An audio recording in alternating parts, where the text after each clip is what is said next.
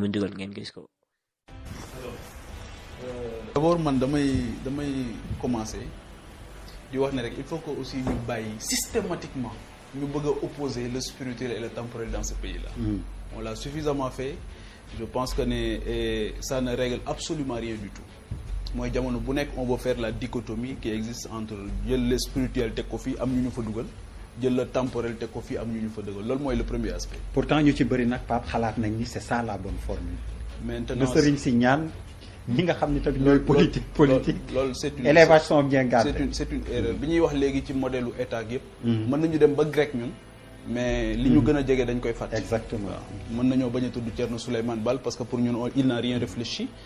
il n'a réfléchi sur rien mën nañoo bañ a tudd Cheikh Abdoul Khadir Kane parce que pour ñun il n'a absolument rien produit. mën nañoo bañ a tudd Cheikh Moussa Camara. mën nañoo bañ a tudd Mame Cheikh Ibrahima Niass te ñoom ñëpp kenn ku ci nekk parce que àdduna ba mu jeex en réalité question gisin la c'est une vision du monde chacun a sa vision du monde par rapport ak sa conviction yi nga xamante ni moom nga am par rapport ak sa environnement sociologique bi nga xam moom moo la produire. Donc je pense que il faut que aussi à un moment donné que les intellectuels arrêtent d'opposer le spirituel et le temporel. Débat boo xamante ni spirituel ak temporel amu fa sax dañ ko fay indi.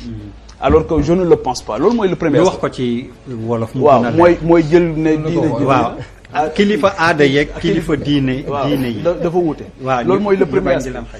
beneen problème bi nga xamante ni bëgg naa aussi ñu wax ko mooy nañu bàyyi tamit di wax ne lu xew ñu ne rek justice du def liggéeyam parce que kilifa diine la mais c'est pas conforme à la réalité. Al Maktoum dugg fi kaso sëñ Pape Malick Sy dugg fi kaso. Qui n'a pas vécu l'affaire Khadim Bousso dans ce pays? Qui n'a pas vécu l'affaire Cheikh Béthio dans ce pays? Et tant d'autres religieux yoo xamante ni chaque jour ñu am problème au niveau du tribunal dem ba sës te coow du jib loolu amu fi ba tey. te jamono boobu ñuy yóbbu sëñ Cheikh Ahmed Tidiane Sy Al Maktoum ci kaso bi mais boobu ay figure emblématique ñoom ñoo fi nekkoon ci diine ji. bi ñuy yóbbu ñoom sëñ Pape Malick Sy kazalika bi ñuy yóbbu ñeneen ak ñeneen kazalika loolu tamit pour man c'est faire faux procès à la justice wala à l'État wala au bon sens même ci ñooñ nga xam ñoo leen njaboote parce que man li ma gëm tey mooy tey jii lu ma jege Serigne Mbaye Sy Mansour jege su ma defee lu dul yoon mais du ma far ci lu dul dëgg loolu laa jàpp tamit tey jii ci ki nga xamante ni moom mooy sëñ Mountakha pourquoi ñu jàpp ne ñun ñoo leen gën a bëgg yoon ak bëgg bi di jaar yoon loolu tamit pour man ça n'aide pas la justice et c'est faire un faux procès ak ñooñu nga xamante ni moom mooy kilifa yi. Maintenant pour revenir à ce qui se passe là te la grande majorité ci idées yi ñu wax ko mooy que ne au départ il faut que ñu xam ne c'était une mission noble c'est une mission noble ci ñi nga xamante ni dañu jàpp ne suñ société daf leen rejeter parce que dañoo nekk société boo xamante ni aussi dafay rejeter ay nit. da ngay jàng sax waxuma sax nga egg ci banditisme de mais da ngay jàng sax def ni redoubler ñu ne cartouché ne pare nañ ci dàq la école ñu ne da nga nul. D'habitude on perd moi j'ai connu des jeunes yoo xamante ni parce que wax nañ ne dañu nul parce que décroché nañ à l'école tax nañu société bi perdre na leen ba mënatu leen jëriñ dara parce que y a pas de mécanisme pour récupérer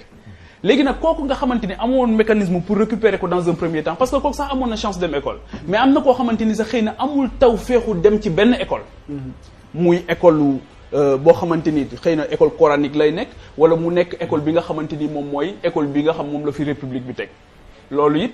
dafay am ñoo xamante ni souvent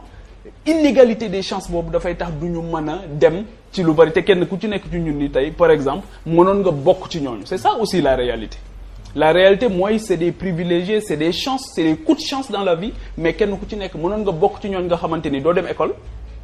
parce que am na ñoo xam demuñu école te gënuñu leen te Sénégal la ñu juddoo am na si ñoo xamante ni dañu dem école cartouché wala ñu dàq leen très tôt après xamatuñ lañ la ñuy def ci seen dund am na si ñoo xamante ni nag dañu dem virer dem ci déviance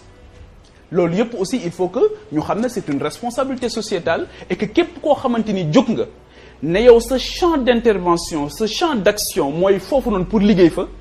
c'est une mission très noble c'est une cause noble à la base loolu mooy la première réalité parce que kenn ku ci nekk ci ñun defu ko te personne ne peut me démontrer aujourd'hui que foofu privilège la gën a pour man difficulté la gën a nekk ci privilège nattu la parce que Cheikh Yérim